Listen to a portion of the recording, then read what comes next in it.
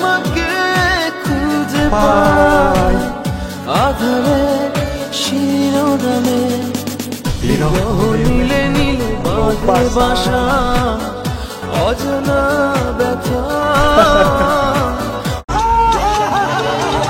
এক বাংলাদেশি কিংবদন্তি টিকটকার। প্রতিভা এমন একটা জিনিস যেটা লুকিয়ে রাখা সম্ভব না, যে কোনো বয়সে বেরিয়ে আসবেই।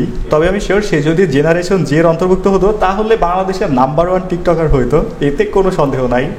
যখন বাংলাদেশে কেউ হেলমেট কিনতো না, আচ্ছা আমি নাটক কম করো পিও।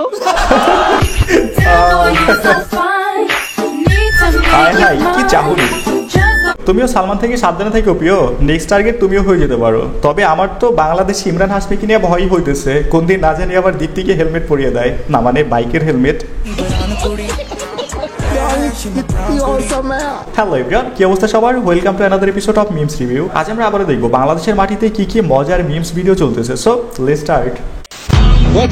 What's this?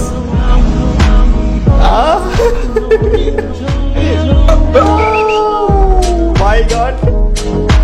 তো আর বাঙালি ব্রো, তো এখানে মানুষ ইংলিশ বলতে পারুক আর নাই পারুক, নিজের প্রতিভা দিয়ে সবকিছু বুঝিয়ে দিতে পারে। দেখলেন মামাই কি সুন্দর মিল্ক বোঝানোর জন্য অভিনয়টা না করলো। অস্কার পাওয়ার দাবিদার তার এই অভিনয়। ওয়েট ফর ইট, শেষ পর্যন্ত দেখতে থাকেন, শেষে মজা আছে।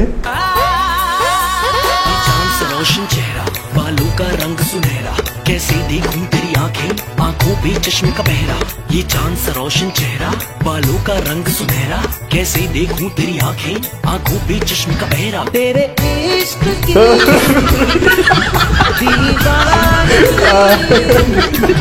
ঠিকই আছে, এই না হলে মেয়ে মানুষ আগে নিজেরটা বুঝে নিল, তারপরে থাপ্পড় একটা মেরে চলে গেল। রিয়েল লাইফে ঠিক এমনই, অবশ্য ছেলেরা এমন আলতো হাতের থাপ্পড়কে বেশ পছন্দই করে। হায় হায়। ওয়েট ফর ইট, উপরেটা বাংলাদেশ আর নিচেটা হচ্ছে পাকিস্তানের।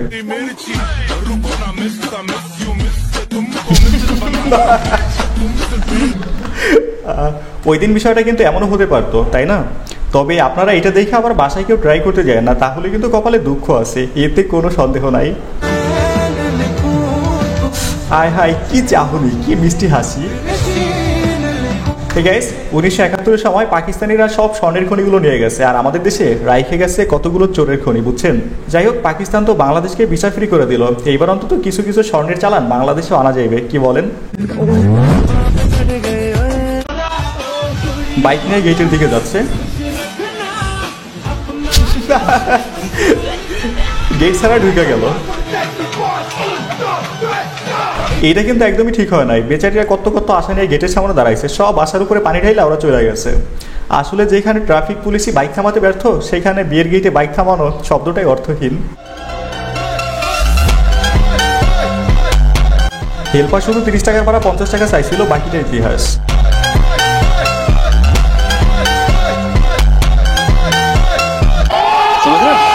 বেটা 30 টাকার ভাড়া 50 টাকা চাইছি দেখে তুই এটা করবি? ভাগ্যিস হেল্পার এটা দেখে নাই, নাইলে তোরেও জানলা দিয়ে ছুঁড়ে মারতো। বিজেপি দালাল চ্যানেল, বিজেপি দালাল ইউটিউব চ্যানেল, আপনাদের বাংলা হান্ট বিজেপির দালাল ইউটিউব চ্যানেল। সময় টিভি ভার্সন টু কলকাতা। বিজেপির দালালি করছে, আপনাদের কে তৃণমূলের দালালি করতে?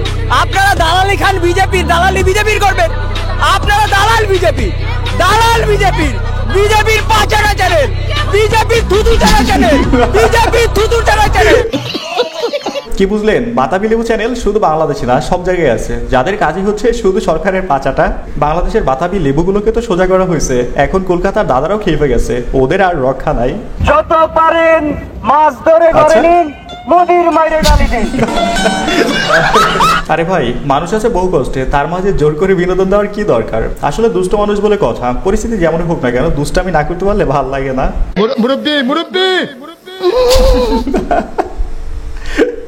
মুরব্বি করতেছে নাকি? আল্লাহ বুঝছে না, উনি মনে করছে অন্য হুজুর সিফা দিয়ে বইয়াতা। হ্যাঁ,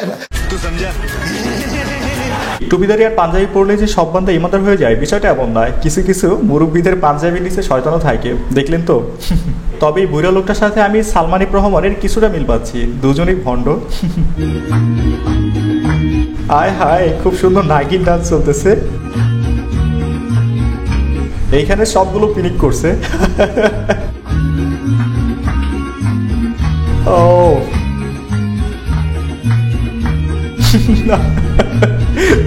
এই ডান্স দেখে আমার হাতে তালিও দিচ্ছে। বাহ, কি দেখতেছেন? এই হচ্ছে বর্তমানে জোর করে পদত্যাগ করানো সেই শিক্ষক সমাজ। ছাত্ররা এইসব নাকিন ডান্স মারা শিক্ষকদেরই পদত্যাগ করতে বাধ্য করতেছে। ভালো মানুষকে না। আয় হায়,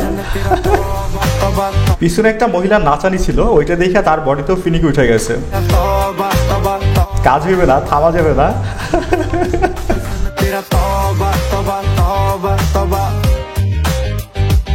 ফুল বডিতে ফিনিক। মায়া মানুষ দেখে আশেপাশে পুরোই ফিনিক উঠে গেছে বডিতে। আচ্ছা, ওইখানে হচ্ছে নাকি? ও মাই গড, কান ধরে উঠবোস করানো হচ্ছে। বাহ,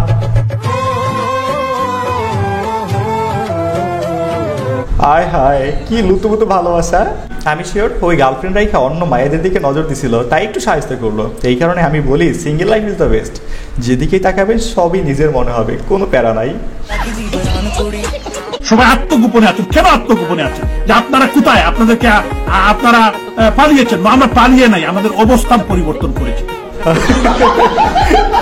চাচা কিন্তু একদম সত্য কথা বলছে, কেউ পালায় নাই, সবাই শুধু তার অবস্থানের পরিবর্তন করছে। কিছুদিন পর দেখবেন সিলটাও পরিবর্তন করে ফেলছে।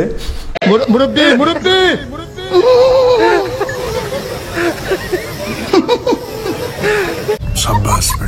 চাচার ব্যবসা শেষ, ইনকাম ভালোই হয়েছে। এখন যেহেতু বাড়ি ফেরার সময় আশেপাশে কেউ নাই, তাই স্বাভাবিকভাবেই হেঁটে যাচ্ছে। আসলে দেশ তো দ্বিতীয়বার স্বাধীন হয়েছে, তাই একটু স্বাধীনভাবে চলাফেরা করতেছে। যারা আপনার জন্য টাকাগুলি পাঠিয়েছে তাদের জন্য কিছু বলার আছে? কি বলার আছে দেখি? তারা মা বাপ যারা আমার টেহা দিছে, তারা মা বাপ আল্লাহ সুস্থ লাগুক, জাহান্নামে পাঠায় দিক।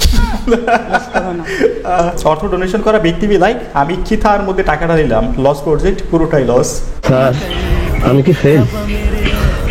তুমি ফেল না, তুমি বহিষ্কার।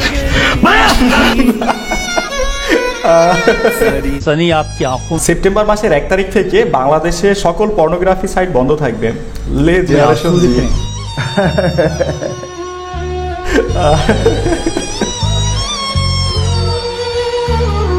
মুরব্বি মুরব্বি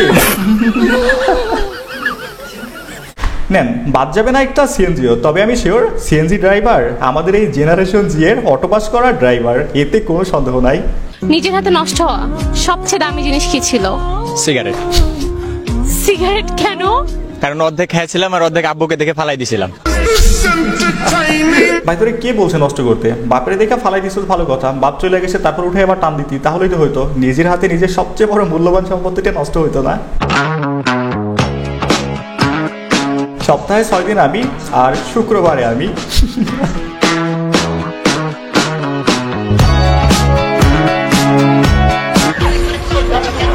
এখানে দেহ ব্যবসা করতে আসা মহিলাদের ধরে ওসানো হচ্ছে।